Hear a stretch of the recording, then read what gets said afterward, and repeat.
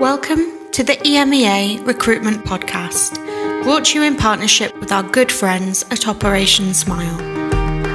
To help us achieve our goal of creating 100 new smiles, please donate to this cause at emearecruitment.com/operation-smile. In this episode, we speak to Heliana Romanelli, Head Procurement EMEA Markets at Unilever.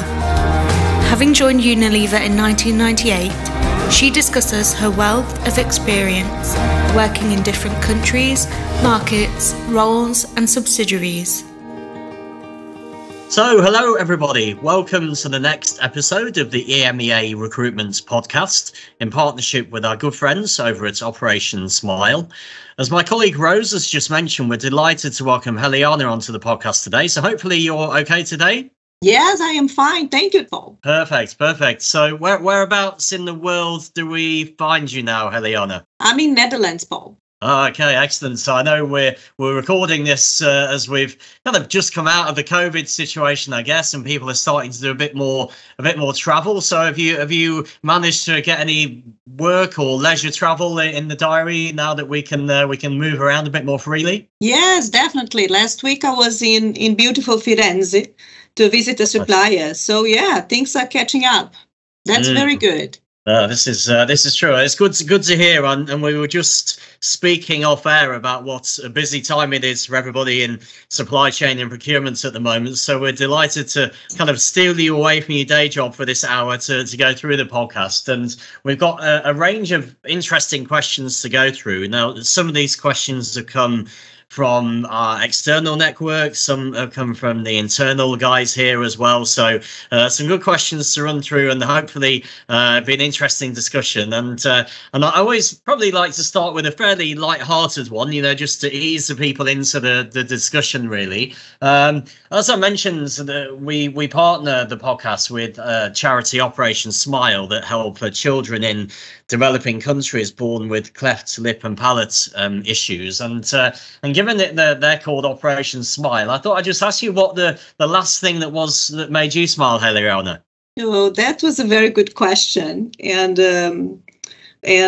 not easy to answer because there are so many things that make me smile. I'm usually a quite glass half full person.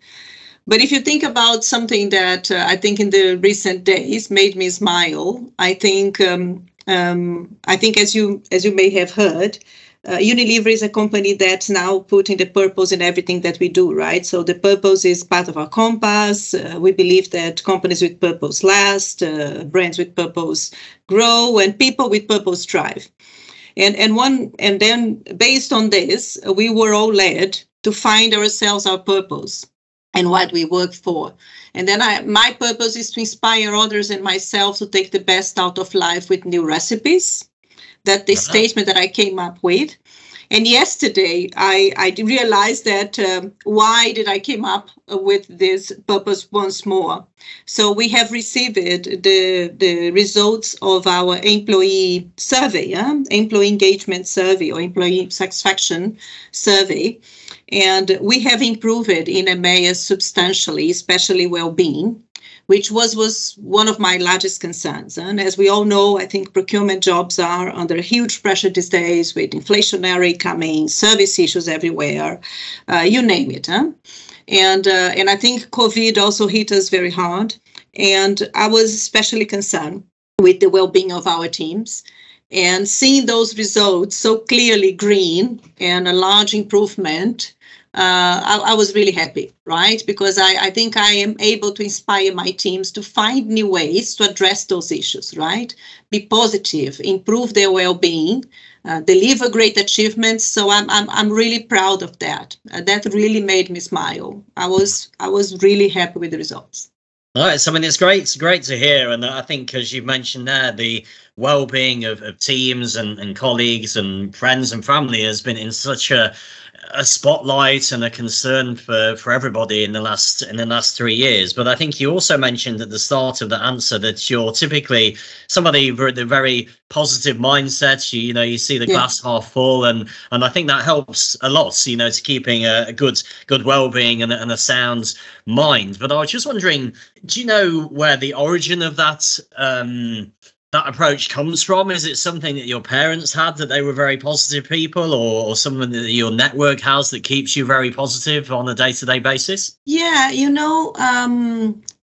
everything that has to do with my purpose has to do inspire people to find solutions, right? So I don't know, I think I was always intrigued by finding ways to resolve things. Yes, I came from a family of 4 kids with both parents working. And I think we had to find our way through that. So I think I found my way, getting always, every time that I see a problem, I see as opportunity to find the solutions, to go for alternatives. And that makes my glass usually half full instead of half empty.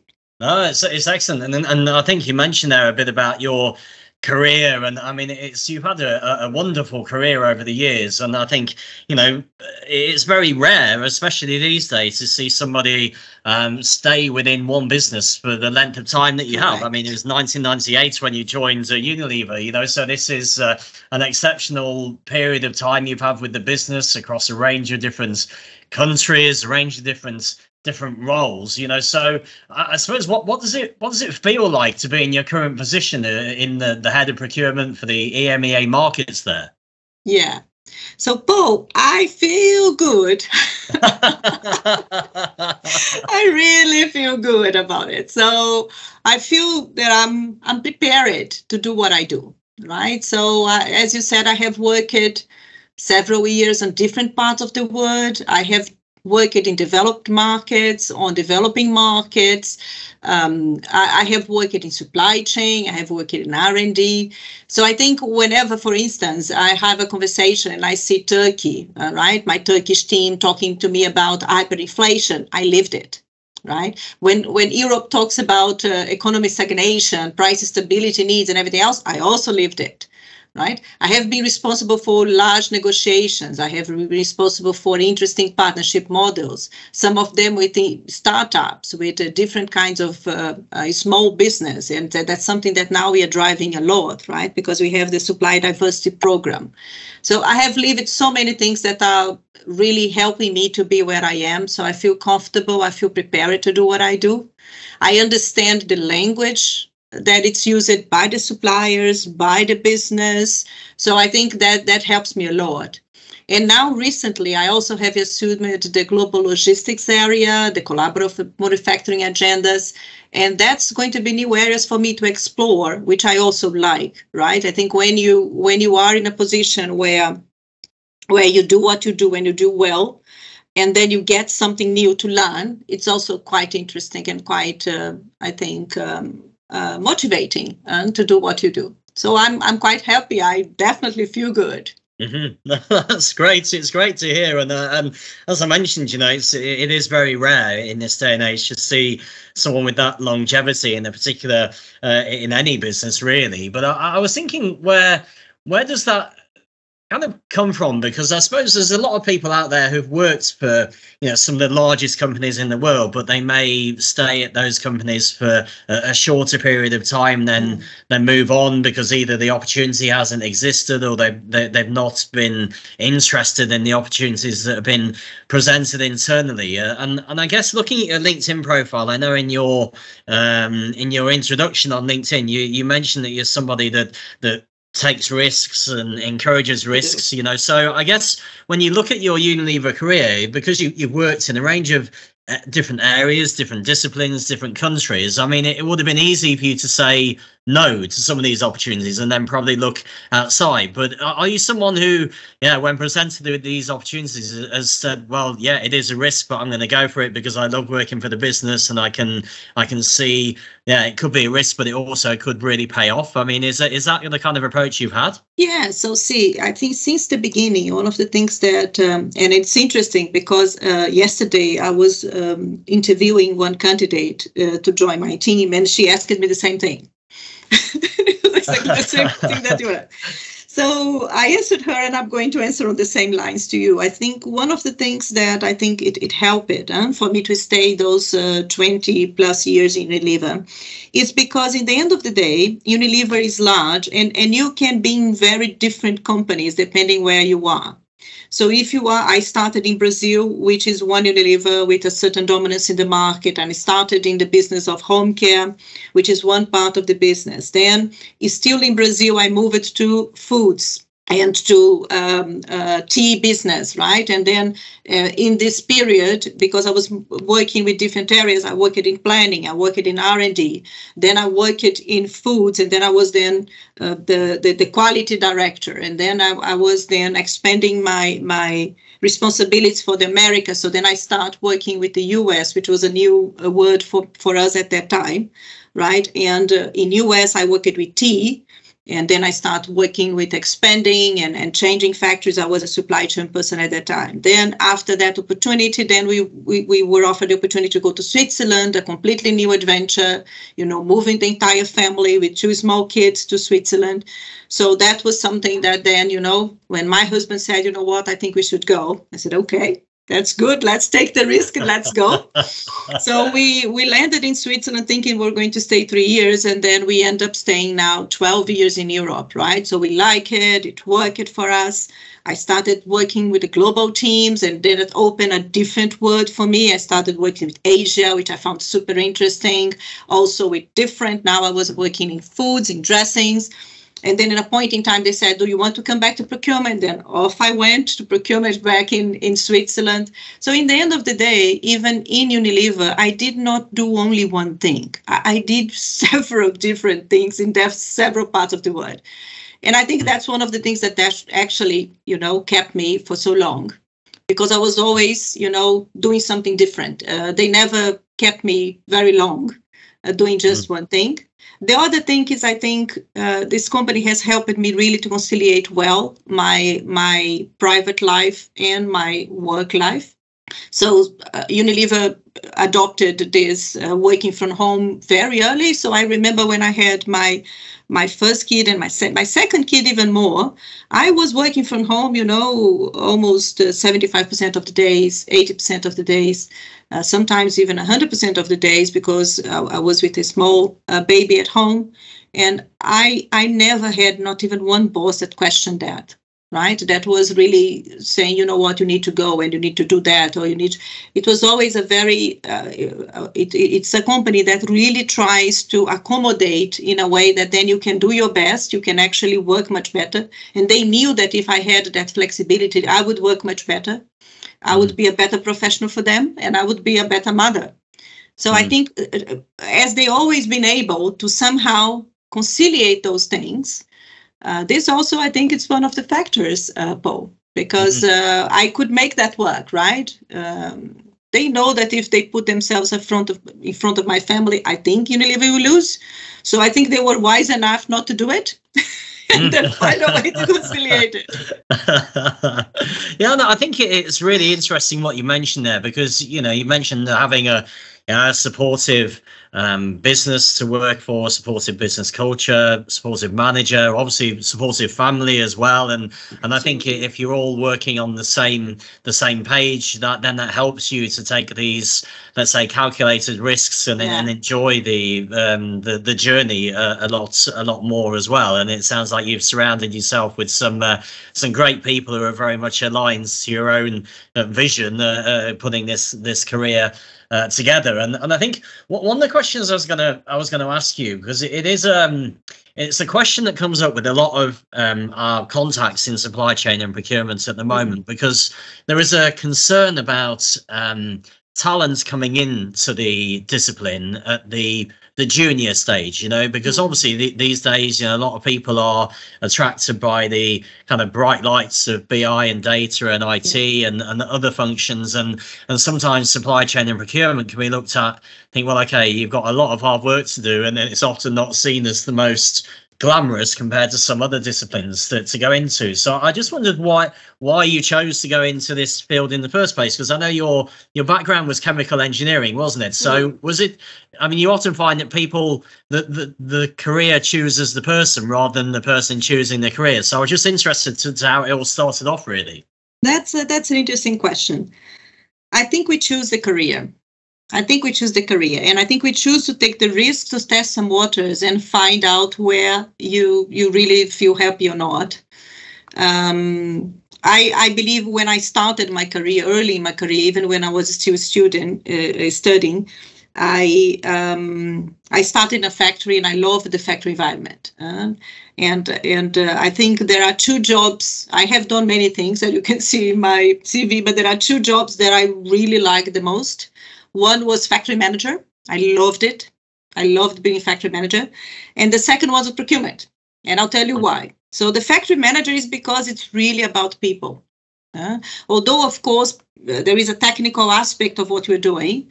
But in the end of the day, you are running like 300 people, and they are the ones, they are 24/7, right? So if they 70%, 80% of the chances they know more how to do and solve the problem than you do. You just need to help them to find a solution because they will know more than you. And I love working with people, dealing with people. I was always good on this. And I think being a factory manager very early in my career really defined it, that was something that I liked. And it taught me also how to do it, which I think it ended up being part of my journey on supply chain. So although I loved my time in R&D, where I was very close to marketing, to innovation, it was a lot of fun. I think my heart is really in supply chain. So the factory is one. And the procurement, I love the strategic thinking of procurement.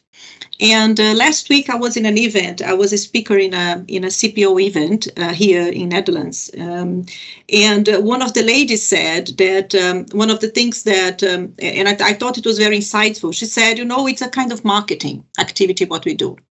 And then I stop and think and say, what, she's right? Because what we're doing is we're looking at markets, we're looking at competitors, we're looking at alternatives, we're looking at, what's our position in the market. So there are a lot of things that procurement has, which are very strategic thinking that we do on a B2B, which is super cool. And also I like the drill of the negotiation, right? Finding good deals, finding the way for the supply to help us and we help them. I also like this agenda that we have of working with startups and guaranteeing that we can use our scale to make really this work, right? So I have done a deal that I'm really proud of, and we have established a partnership with a company that they develop a technology, for instance, to extract CO2 from the air. And they use bacteria and then transform that in ethanol. And from there, I can use that to produce chemicals. This is super cool. Right? This is something for the future. So I think when we see that we can help this and we can make this work, I think that's quite powerful. It's super cool. So yeah, supply chain is cool. You can come, guys. There are many interesting things to do. And I think that seems to be, a bit of a theme that I guess is running through your answers, really. And you can tell even with your tone, the way that you're talking about these things, it is something you really enjoy. You mentioned you enjoy working with people, the strategy, doing deals, working on a lot of cool projects. I think if you enjoy the job you're doing, then it doesn't really feel so much like a job. It's something you enjoy doing and you're happy to commit time and bring efforts to, because it's something you enjoy and you're getting the rewards from it that way, really. Yeah, but there is also stress, and Paul, not everything is like, but I do like what I do. Well, I mean, obviously, one of the big talking points with a lot of companies at the moment is the diversity and inclusion side of things. I know you've also mentioned this in your LinkedIn profile as well, that you do, that you try and help on the diversity movements a little bit as well, and obviously Unilever are, I would say, a leader in this field. You know, I mean, that they have a great approach to hiring women into all fields. But I know alongside yourself, there's a number of other women in the supply chain and procurement team who are really sort of smashing it within Unilever, doing so well there. I mean, but I can imagine, you know, going into a factory manager role back in 1998 as a woman would have been pretty scary. I mean, was it quite a scary experience for you, dealing with all these sort of fairly maybe working class guys in the factory? I can imagine that would have been quite a scary experience. That's interesting question, Paul, because what I learned, and I replaced a male manager. And at that time, it was really interesting because I could see that, you know, the male manager, he would know all the gossip about, you know, who is in love with who and what's going on and what's the football and who is good in that. So he would know all this. But you know what I would know? I would know if, you know, the wife is in pain, if the guy has issues, because they felt really more open to talk to me about their deeper problems and things where they actually need help than maybe they would do with a male manager. It was quite interesting to see that, although, yes, it was a young, you know, 27, 28 years old girl being the factory manager of 300 guys, I think I could establish a good rapport. They really respect me well. And I could really help them in several areas. And this factory that I also worked at, it was a very modern factory. We had the cells operating at that time. The employees, they could also, you know, give feedback among themselves and even, you know, give the suggestion of who they believe they should be promoted. We tried many different things. And as I told you, I like to try new things, right? So all this autonomy that we were incurring the team and guaranteeing that they could use that well, this inspired. And also we had a group in the factory that I think would accept that well. Having said that, yes, I have been in situations, several situations where I am the only woman on the discussion. I think one of the areas that was not easy, for instance, when I led the petrochemicals procurement for Unilever, right? It's an industry that it's usually a bit more conservative. And then I had to find my way with very few counterparts which were female. Yes, I think we still have a long way to go, Paul, in that way. I think, yes, we're evolving a lot. I think the diversity is coming, but we still have a long way to go.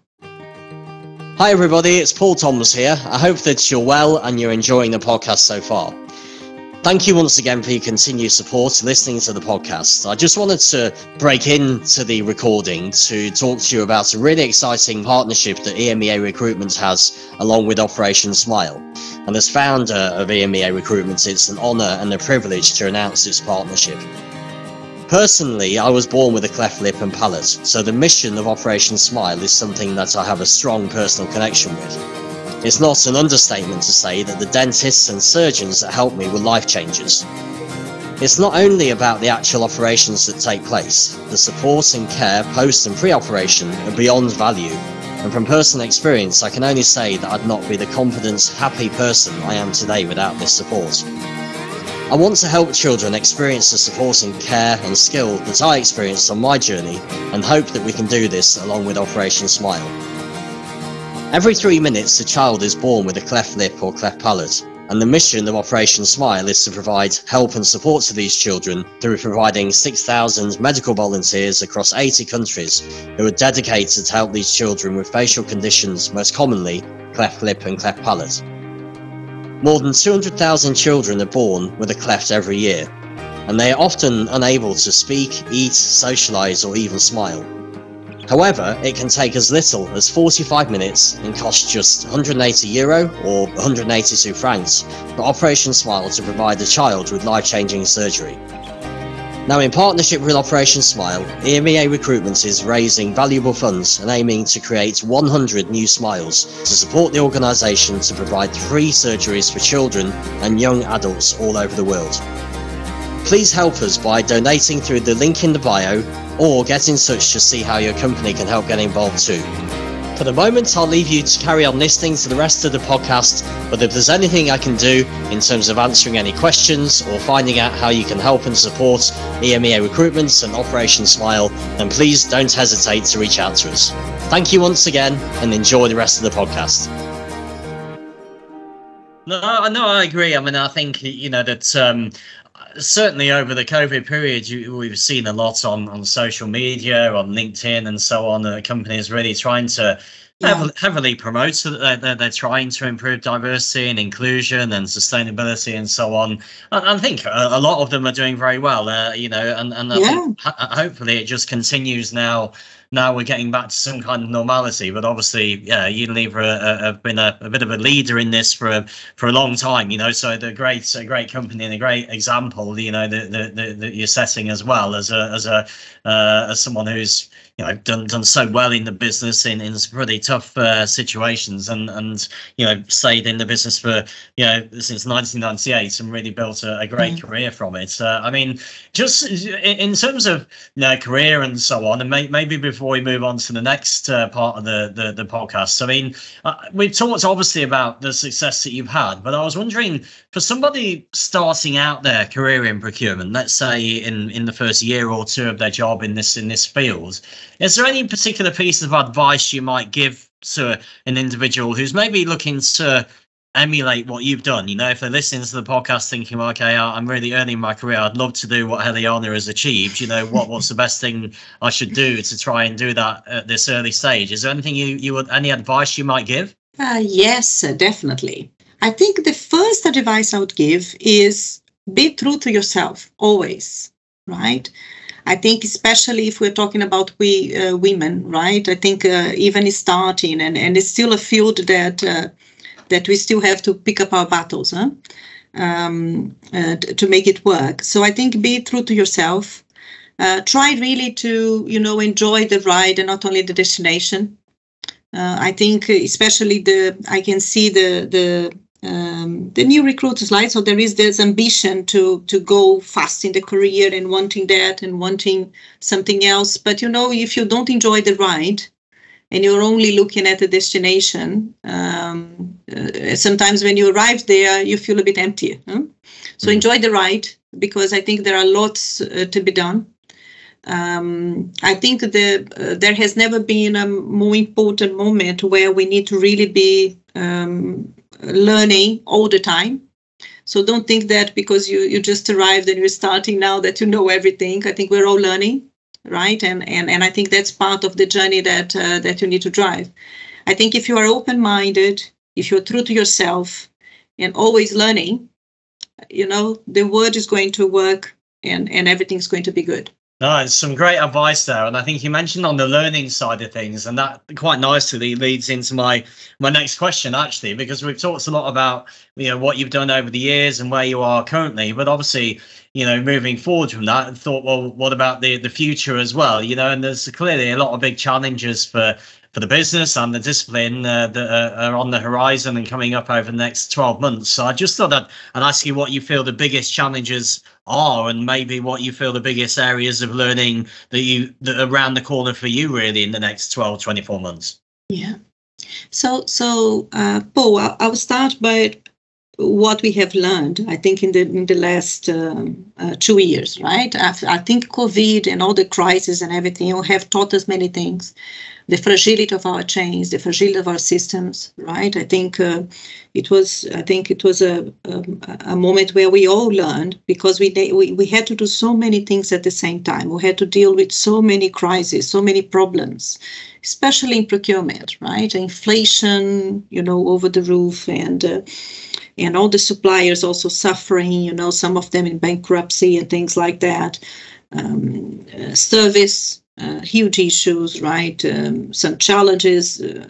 We are facing a war in Europe. So everything, it was one problem or one big problem every day, right? I think as supply chain, we are used to solve problems, but it came to a point where it was a bit overwhelming.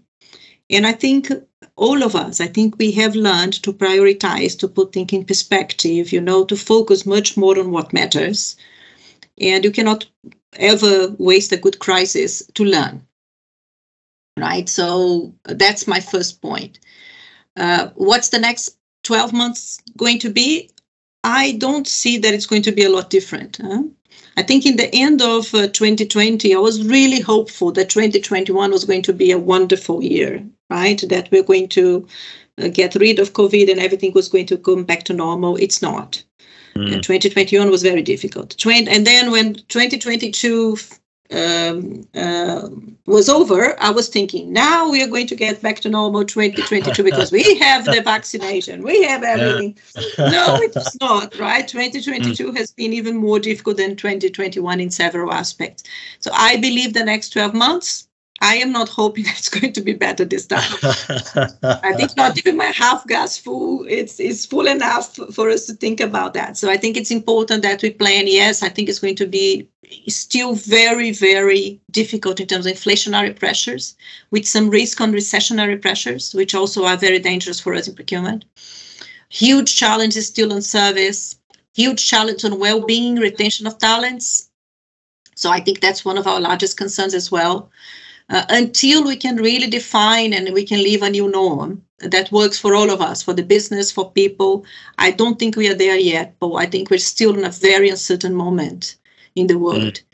And I think this is going to last at least more 12 months. So I see a lot of turbulence, and it has never been more important for us to take care of ourselves, because if you are not on your best, it's very difficult to live the day these days. I mean, just out of interest, how do you tend to do that? I mean, I know a lot of people, when they log off from work, they maybe go for a gym, go to the gym, go for a run, and meditation, yoga, all these types of things. I mean, is there anything that you do after, a tough day of negotiations, and especially given all the challenges that, the discipline is going through now? I can imagine you have a number of days where, they're quite long and stressful days. I mean, is there anything you do at the end of the day to just, take yourself away from it, to keep that calm mind? So, Paul, that's one of the things that I'm much more disciplined after COVID.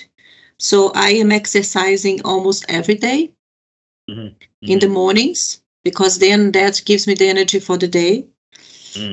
Every night I also do meditation, so I got some apps, and I'm doing very, very, very disciplined on doing meditation every night to sleep. And sometimes I even do that in the middle of the day to calm me down and put me on the right mood to face the challenges that I need to face.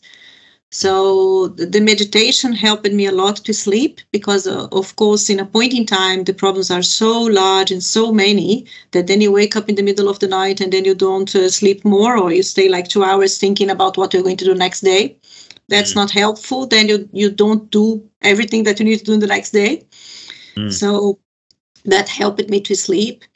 I'm eating better. So that's one of the things that I learned, right? To really take care of myself much more, because when I am in a good state, I can face everything, right? Or anything.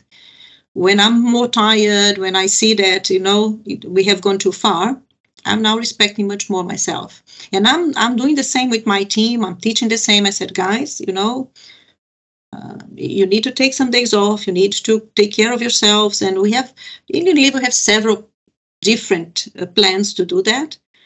But I think nothing is better than you really talking to all your teams and talking to everybody around and guaranteeing that really they're putting in place a system that allows them to be the best of themselves every time that they are at work. Yes, and I think on the weekends, I don't connect. I'm quite disciplined. I think when I am working, I'm working. When I'm not, I'm not. I'm not that person that keeps always, the WhatsApp in, the mails in. In some cases, Paul, I even turn off all the notifications. I take it off completely. So then I can really, cool down. No, and I think all this stuff it's essential. I mean, I think that maybe before COVID, it wasn't something that was spoken about too much. But I think the reality is, whether it's meditation, whether it's exercise, whether it's yoga, whatever it may be, the principle of it is that you are just trying to spend time in that moment. And if you wake up in the middle of the night thinking about work, the reality is there's nothing you can do about it then and there. There's nobody online to do anything about it, so you just need to try and focus actually on what you can do, and that's the best thing you can do is try and get longer sleep. And when you go for a run, you're typically focused on that, and your breathing pattern aligns. And I think it's a huge thing that you see. A lot of companies are really investing a lot into the well-being side of things, but I think the reality is that people have got to believe that it works. And I think so many people we have on the podcast and people I speak to in general who are successful in their careers,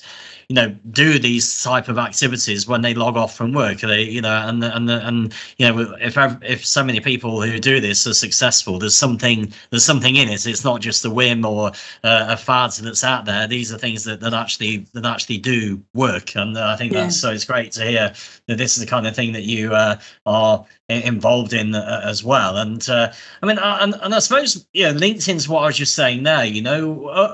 Guests we have on the podcast previously, what I've noticed is they always surround themselves with great people. I mean, we touched on it a bit earlier with your family and business and colleagues, and because you typically surround yourself with great people, and you become the sum of the people you spend the most time with. So I thought I'd just ask you, anyone in particular that you feel has really inspired your career? So definitely, there are many people that inspired my career. I think throughout the time you meet some people that are really, unbelievably inspiring.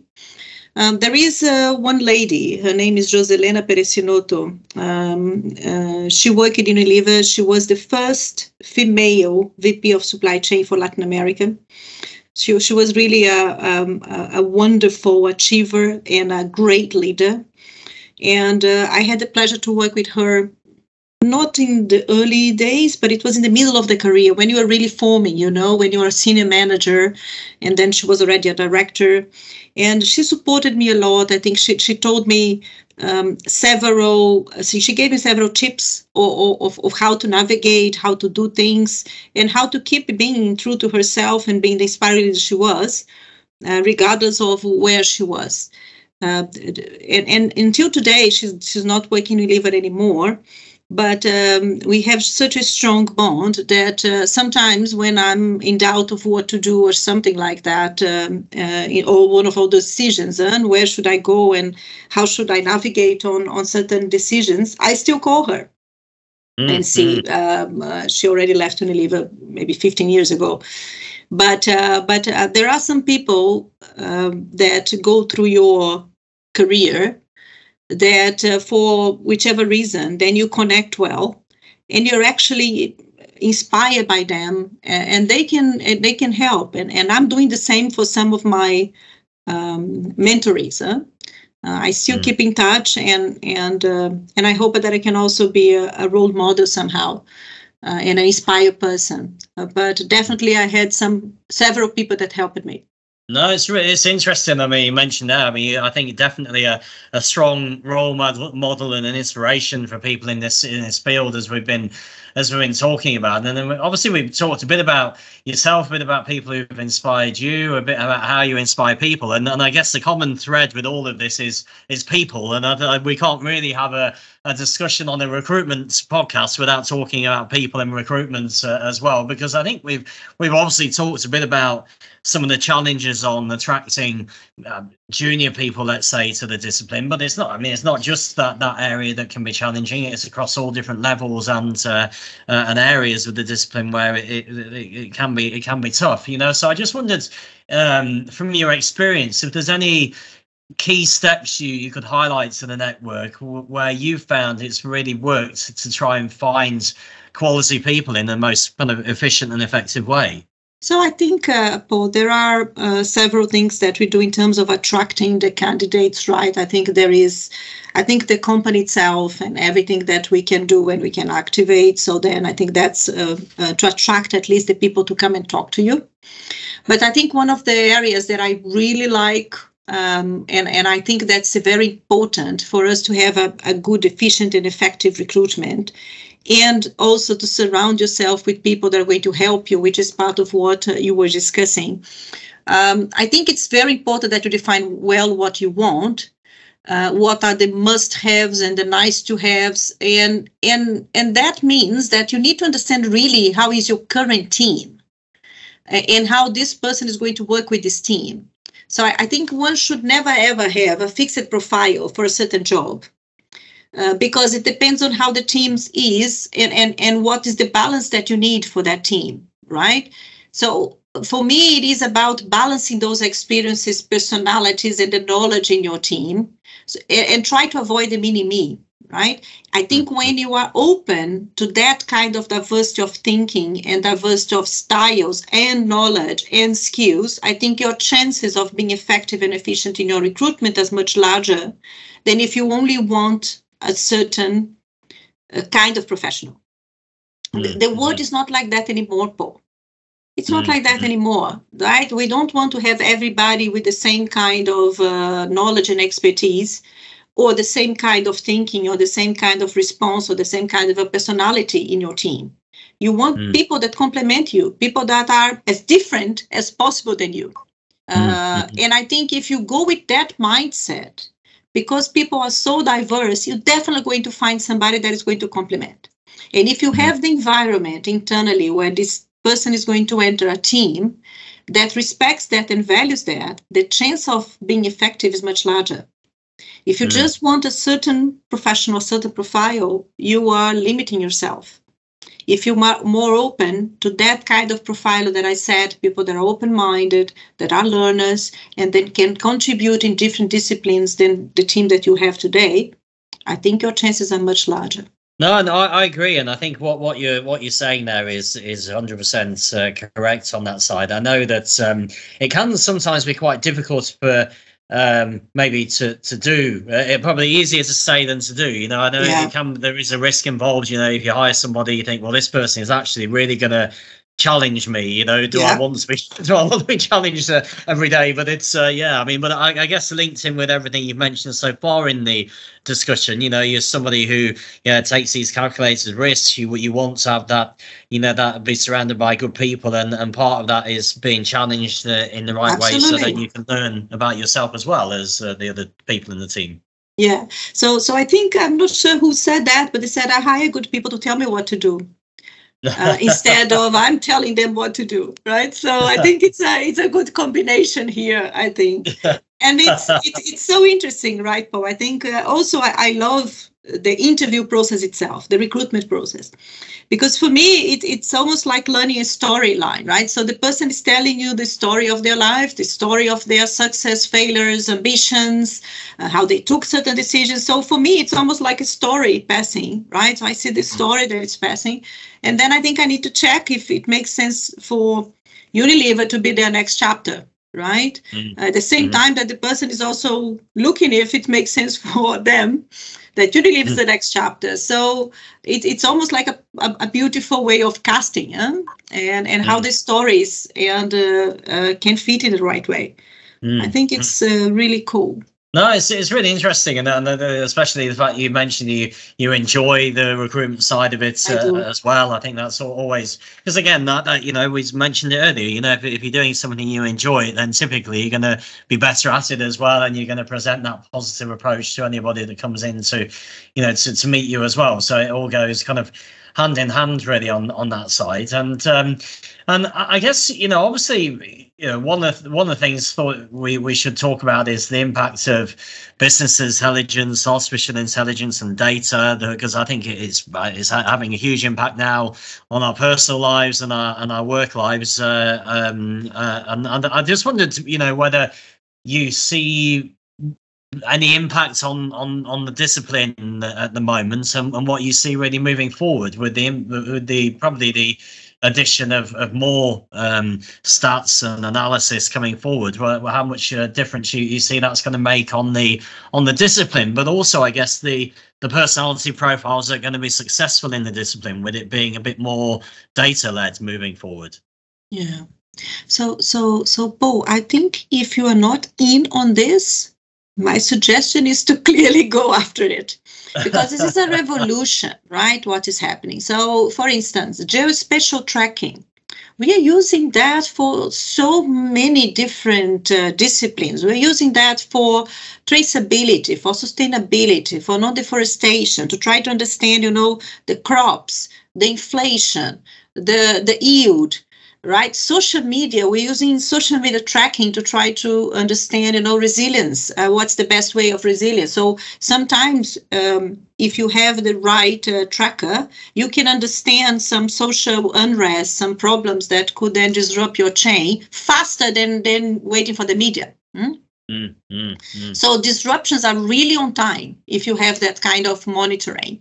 There is all this revolution, which is the on-time and real-time visibility of the entire chain, potential impact of disruption. So it's not only about detecting the disruption, but what is the potential impact, and then you can act on it, right? The same thing we use a lot of artificial intelligence. We use a lot of different monitoring also to try to understand and model the different potential impacts on inflation. How you can try to mitigate that, what are the best solutions on hedging, on commodities, on forecasting. So it is a revolution, right? What we can do right now. And the challenge is really to understand what's the best use and what are the options, because the options are so large that I think the ones that can really choose wisely, the best sources, the best combination of solutions, will be the ones that will drive. I mean, from your point of view, because obviously one of the things you've talked about a lot in the conversation is how much you enjoy working with people and making connections. I mean, obviously the whole thing with behind data is more, it's obviously more data led, so I mean, how do you get the balance at the moment yourself? Because I suppose there's a danger that your role could be going in the direction of being more data led than people led if you're not careful. So I mean, I suppose is there a way you could try to get that balance so that you're still doing the stuff you enjoy? Yeah, at my level, I'm lucky that I think I have lots of people to crack lots of data, and that I take more decisions than anything else. And I work a lot with people. Mm-hmm. I think data is going to make our life easier, because it's going to allow people to work on what they really love, Paul.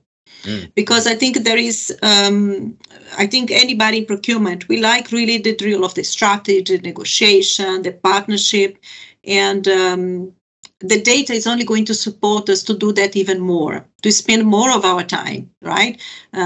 Cracking all this, I think, is only going to help us to choose the right guys to do our job even more and better than if we don't have all the data. Because in the end of the day, our job is a very technical one, right? As I said, it's a marketing one. We need to understand competitors, assessment, possibilities, market, and data is there to help us, right? I think before we would spend much more time trying to understand that and model it and take our decisions.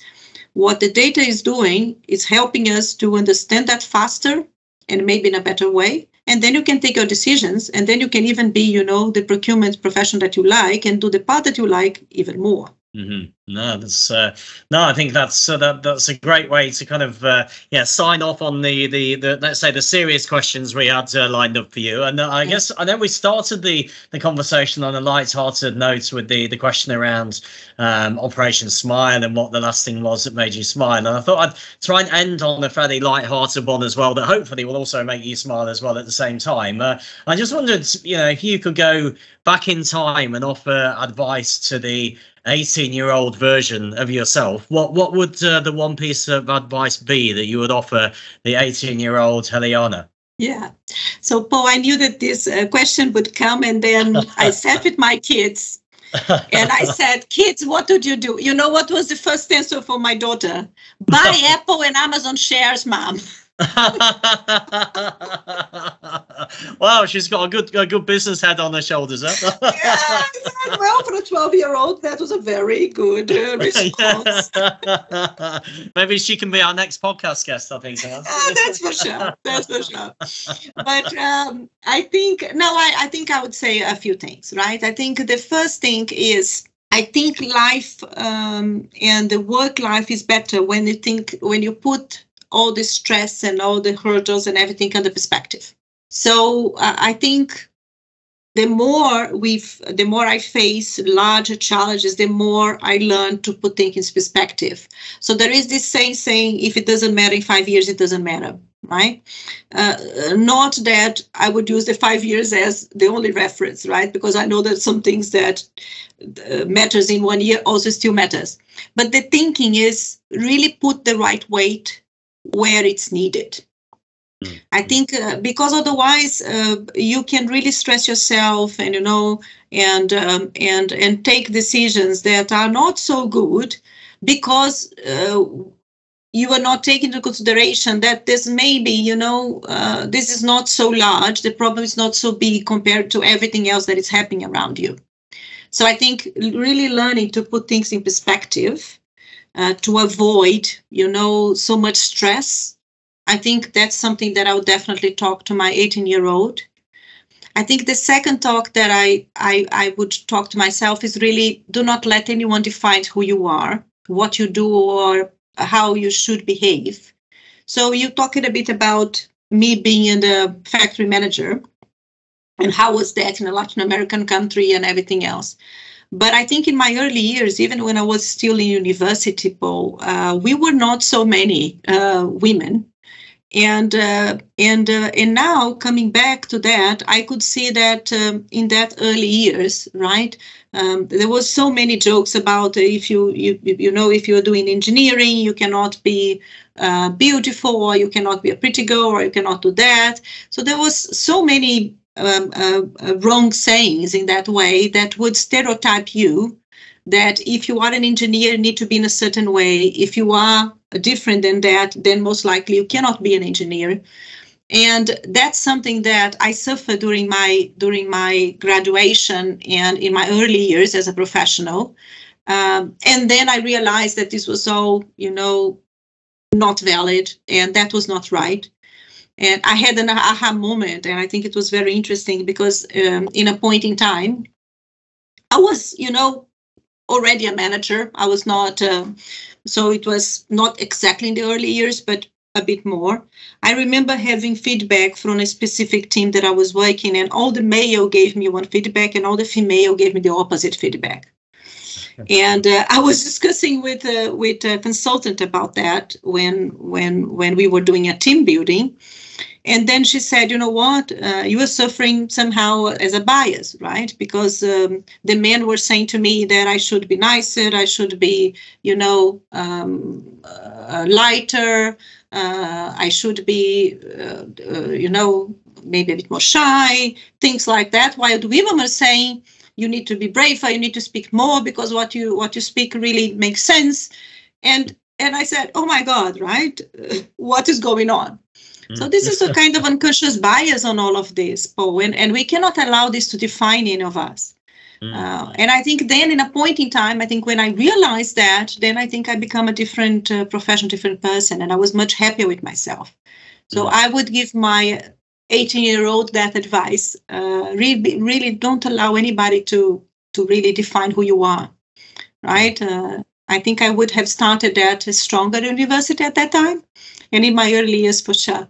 I mean, I think it's a great piece of advice, but it's also, I think, very relevant to the whole conversation we've had today. I mean, I think it's been really inspirational speaking to you today, and I know myself and the network will take a lot from it. And I think, the positive outlook to life, the risks you've taken that have really worked really well, surrounding yourself with great people and doing a job that you really love, you enjoy. And you're bringing value to the business of Unilever, but also your team and running a happy family as well on top of this as well. And I think the thing that stands out most to me, and it's something you've just mentioned yourself. Back in '98, going into that type of role, almost unwittingly, you've sort of become a leader for the diversity and inclusion from even back then. Because these days,